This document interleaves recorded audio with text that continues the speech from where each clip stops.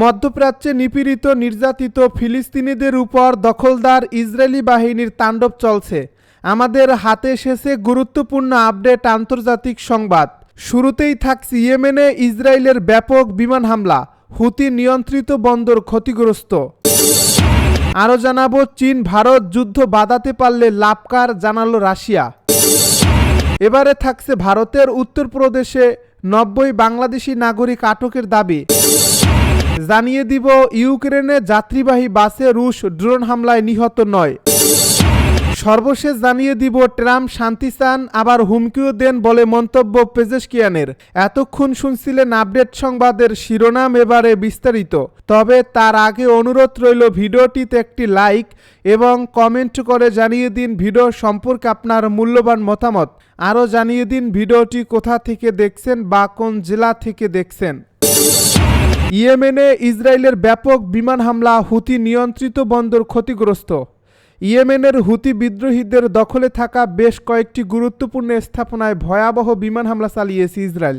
শুক্রবার হোদেইদা ও আল শালিব বন্দরের অবকাঠামো লক্ষ্য করে চালানো এই হামলার বিষয়টি এক বিবৃতিতে নিশ্চিত করেছে ইসরায়েলি প্রতিরক্ষা বাহিনী। আইডিএফ জানিয়েছে হুতিদের ছোড়া ক্ষেপণাস্ত্র ও ড্রোন হামলার জবাবে এই প্রতিশোধমূলক হামলা চালানো হয়েছে। তাদের দাবি, এসব বন্দর অস্ত্র পাচার ও সন্ত্রাসী তৎপরতার ঘাঁটি হিসাবে ব্যবহৃত হচ্ছিল। ইসরায়েলি বিমান বাহিনীর একাধিক যুদ্ধবিমান, রিফুয়েলিং ট্যাঙ্কার ও নজরদারি বিমান এই অভিযানে অংশ নেয়। এই হামলায় হুতিদের সামরিক সক্ষমতা এবং রসদ সরবরাহের মূল অবকাঠামো ধ্বংস করা হয়েছে বলে দাবি করা হয়। ইসরায়েলি সেনা সূত্র আর্মি রেডিওকে জানিয়েছে তারা বেশ কিছুদিন ধরেই এই হামলার পরিকল্পনা করছিল এবং যুক্তরাষ্ট্রের সাবেক প্রেসিডেন্ট ডোনাল্ড ট্রাম্পের মধ্যপ্রাচ্য সফর শেষে তা বাস্তবায়ন করছে। উল্লেখ্য, 6 মে ইয়েমেনে হুতিদের উপর ইসরায়েলের আগের এক হামলার প্রতিক্রিয়ায় হুতি বিদ্রোহীরা 7টি ব্যালিস্টিক ক্ষেপণাস্ত্র ও 2টি ড্রোন নিক্ষেপ করে ইসরায়েলের দিকে। এর জবাব হিসেবেই 16 মে নতুন করে বড় ধরনের এই হামলা চালানো হয়। এই হামলার বিষয়ে মন্তব্য করতে গিয়ে ইসরায়েলের প্রধানমন্ত্রী বেঞ্জামিন নেতানিয়াহু বলেন, এই অভিযান কেবল শুরু। হুতিদের সন্ত্রাসী কর্মকাণ্ডের জবাব কঠোরভাবে দেওয়া হবে। আমরা তাদের নেতৃত্ব ও হামলার সক্ষমতাকে পুরোপুরি ধ্বংস করে দেব। চীন ভারত যুদ্ধ বাধাতে পারলে লাভকার জানালো রাশিয়া। ভারতের সঙ্গে চীনের সংঘর্ষ বাঁধানোর চেষ্টা করছে পশ্চিমা দেশগুলো, এমন দাবি করেছেন রাশিয়ার পররাষ্ট্রমন্ত্রী সের্গেই ল্যাভরভ। তিনি বলেন, পশ্চিমারা ভারত ও চীনের মধ্যে উত্তেজনা সৃষ্টি করে এশিয়ার 2 শক্তিশালী দেশকে একে অপরের বিরুদ্ধে দাঁড় করানোর চেষ্টা করছে। শনিবার রুশ বার্তা সংস্থা তাসের বরাত দিয়ে এ তথ্য জানিয়েছে বাসস।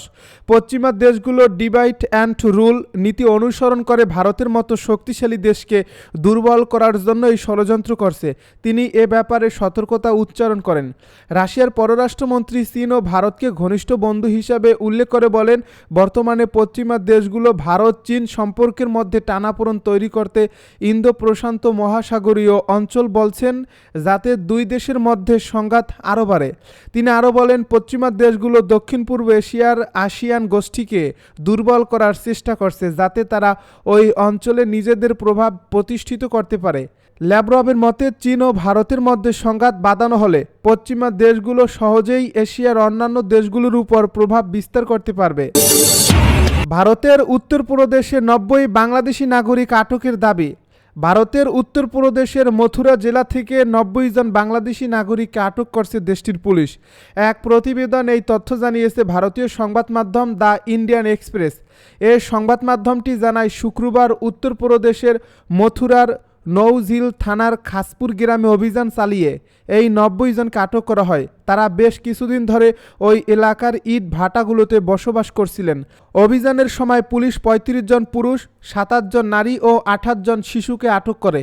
পুলিশ জানায়, তারা জিজ্ঞাসাবাদের সময় নিজেদের বাংলাদেশি নাগরিক বলে স্বীকার করছে এবং বৈধ কোনো পরিচয়পত্র দেখাতে পারেনি। ধারণা করা হচ্ছে 3 থেকে 4 মাস আগে তারা পার্শ্ববর্তী রাজ্য পেরিয়ে মথুরায় প্রবেশ করেছিল। এছাড়াও এই অভিযানের সময় আটককৃতদের কাছ থেকে কয়েকটি আধার কার্ড উদ্ধার করা হয়, যেগুলো জাল নথির মাধ্যমে তৈরি হয়েছিল বলে সন্দেহ করছে পুলিশ। এখন পুলিশ খুঁজে বের করার চেষ্টা করছে কোন ঠিকাদার বা স্থানীয় দালালের সহায়তায় তারা ভারতে প্রবেশ ও বসবাসের সুযোগ পেয়েছেন। ইউক্রেনে যাত্রীবাহী বাসে রুশ ড্রোন হামলায় নিহত 9। ইউক্রেনের উত্তর পূর্বের সুমি অঞ্চলে একটি যাত্রীবাহী মিনি বাসে ড্রোন হামলা চালিয়েছে রাশিয়া। এতে অন্তত 9 জন নিহত হয়েছেন। ড্রোন হামলাটি এমন এক সময় হলো যখন ইস্তাম্বুলে প্রথমবারের মতো রাশিয়া ইউক্রেন শান্তি আলোচনা অনুষ্ঠিত হচ্ছে। আন্তর্জাতিক মহলে এই ঘটনাকে অমানবিক ও যুদ্ধাপরাধ হিসেবে আখ্যায়িত করা হচ্ছে। শনিবার ভোর 6:17 ইউক্রেনের সুমি অঞ্চলের বিলোপিলিয়া শহরের একটি যাত্রীবাহী মিনি বাসে রাশিয়ার ল্যান্ডসেট ড্রোন দিয়ে হামলা চালানো হয়। প্রাথমিক তথ্য অনুযায়ী এই হামলায় 9 জন নিহত ও আরও অন্তত 4 জন আহত হয়েছেন।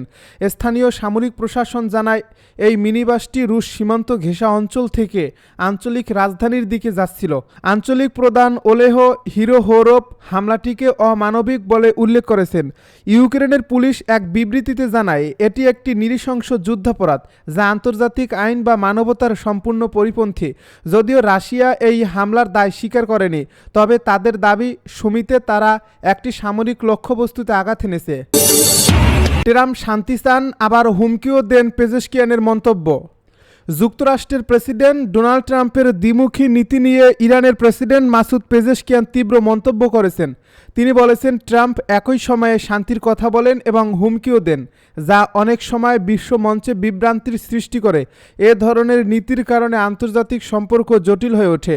তবে ইরান যুদ্ধের পক্ষে নয়, বরং আলোচনার মাধ্যমে সমস্যার সমাধান চায় বলেও তিনি স্পষ্ট জানিয়েছেন। গতকাল শুক্রবার তেহরানে এক অনুষ্ঠানে পেজেশকিয়ান বলেন, ট্রাম্প একই সঙ্গে শান্তির পক্ষে কথা বলছেন, আবার আধুনিক অস্ত্র দিয়ে বহু মানুষকে হত্যা করার হুমকিও দিচ্ছেন। আমরা কি বিশ্বাস করব? তিনি আরও বলেন, ইরান যুক্তরাষ্ট্রের হুমকির কোনো ভয় পায় না, তবে শান্তিপূর্ণ সমাধানের জন্য পরমাণু প্রকল্প নিয়ে সংলাপ চালিয়ে যেতে আগ্রহী। ইরানের এই মনোভাব যুদ্ধ এড়ানোর লক্ষ্যে নেওয়া একটি যুক্তিযুক্ত পদক্ষেপ। ইরানের পরমাণু প্রকল্প নিয়ে যুক্তরাষ্ট্রের সাথে দীর্ঘদিনের টানাপোড়েন চলছে। 2015 সালে সাবেক মার্কিন প্রেসিডেন্ট বারাক ওবামার সময় ইরানের সঙ্গে জ্যাকোপা নামের একটি পরমাণু চুক্তি হয়েছিল, যা ইরানকে পারমাণবিক বোমা তৈরির ক্ষেত্রে বিরত রাখার উদ্দেশ্যে করা হয়েছিল। কিন্তু 2017 সালে ট্রাম্প প্রেসিডেন্ট হওয়ার পর যুক্তরাষ্ট্র এই চুক্তি থেকে প্রত্যাহার করে নেয়। এর ফলে ইরান পুনরায় তার পরমাণু কর্মসূচিতে মনোনিবেশ করে এবং বর্তমানে আন্তর্জাতিক সংস্থা IAEA জানায় তারা 60% বিশুদ্ধ ইউরেনিয়াম মজুত করছে, যা 90% উন্নীত হলে সহজেই পারমাণবিক বোমা তৈরির উপযোগী হবে। এই পরিস্থিতিতে ট্রাম্প সরাসরি ইরানের সর্বোচ্চ নেতা আয়াতুল্লাহ আলী খামেনিকে চিঠি পাঠিয়ে সংলাপের আহ্বান জানান। ইরান ও ওমানের মধ্যস্থতায় আলোচনা আগ্রহ প্রকাশ করে। সম্প্রতি ট্রাম্প সাংবাদিকদেরকে বলেন, আমি আশা করছি এই সংলাপ সফল হবে, কারণ তারা জানে যদি সফল না হয় তাহলে খুব খারাপ কিছু ঘটবে।